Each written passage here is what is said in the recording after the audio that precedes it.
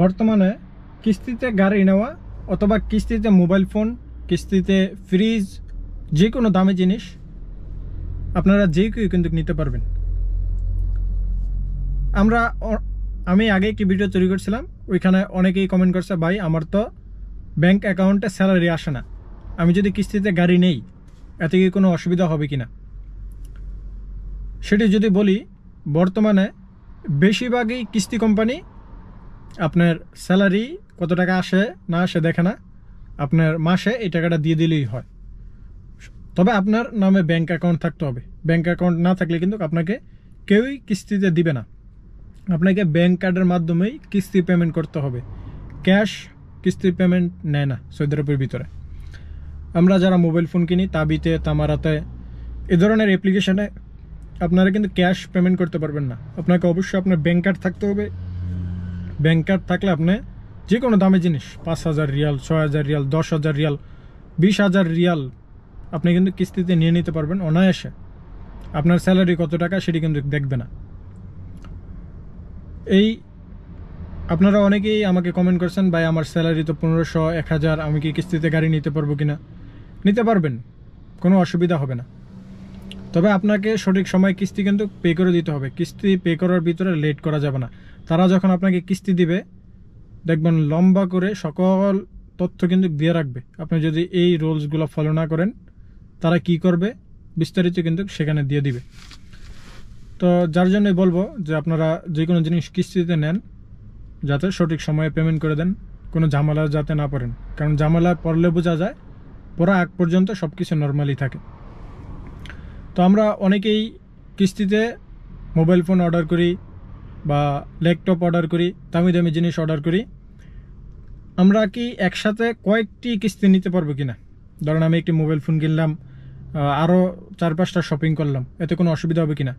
একাধিক শপিং করতে পারবেন। তাবি তামারা দিয়ে কিস্তিতে একাধিক শপিং করতে পারবেন। গাড়ির বিষয়টা ভিন্ন।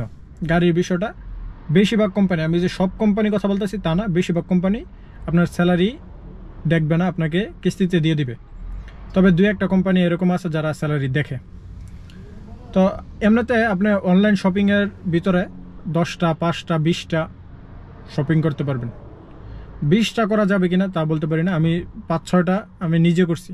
তো কোনো সমস্যা হয় না, আমার মনে হয় যে আরও কিছু করতে পারবো, এর উপরে আমার করার প্রয়োজন হয় নাই। তো আমি মনে করি যে আমি যেহেতু 6টা-7টা করতে পারছি, কোনো ঝামেলা হয় নাই, আরও করা যাবে 6-7টা। সেখানে তো কোনো নিয়মকানুন না যে করা যাবে না বা এরকম কোনো কিন্তু শো হয় না। আর যে কোনো জিনিস শপিং করি, একাধিক শপিং করতে পারি এবং চাইলে একাধিক পেমেন্ট একসাথে করা যায়। যে আপনি আগে পিছনে করা যাবে না, সঠিক সময় দিতে হবে, আগে দিয়ে দিতে পারবেন। আপনি 3 মাসের কিস্তিতে নিলেন, 2 মাসের ভিতরে 3 মাসেরটা পেমেন্ট করে দিলেন, কোনো ঝামেলা নেই। এবং তাবিতে তামারাতে কিস্তিতে নেওয়ার সময় ধরেন আপনি আজকে কিস্তিতে নিলেন, আপনার পেমেন্টটি আজকেই দিয়ে দিতে হবে।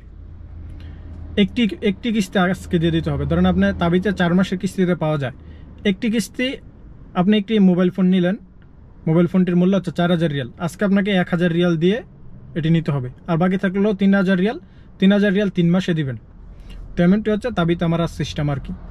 আর গাড়ির সিস্টেমটি হচ্ছে আপনি প্রথমে একটি মানে ক্যাশ পেমেন্ট আপনাকে রাখতে হবে। যে ধরেন আপনি গাড়িটির মূল্য 70,000 রিয়াল, আপনি 10,000 রিয়াল দিয়ে নিলেন, বা 0%, অনেকে 0%ও দেয়, মাসে মাসে দিবেন। আবার অনেকে একটি ক্যাশ অ্যামাউন্ট আপনার থেকে নিবে যে 10,000 রিয়াল দাও, বাকিটি তুমি আস্তে আস্তে দাও, এরকম কন্ডিশন আর কি। তো সেটি হচ্ছে আপনি যখন গাড়ি কিনবেন, সেই কোম্পানির যেই রুলস সেটি আপনাকে মানতে হবে, মানার পরেই আপনাকে নিতে হবে। তো আশা করি আপনাদেরকে কিস্তি সম্বন্ধে একটি ধারণা দিতে পারছি।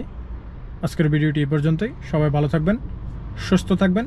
ইনশাল্লাহ আপনাদের সাথে দেখা হবে খুব শীঘ্রই নতুন আরেকটি ভিডিওতে। আল্লাহ হাফেজ।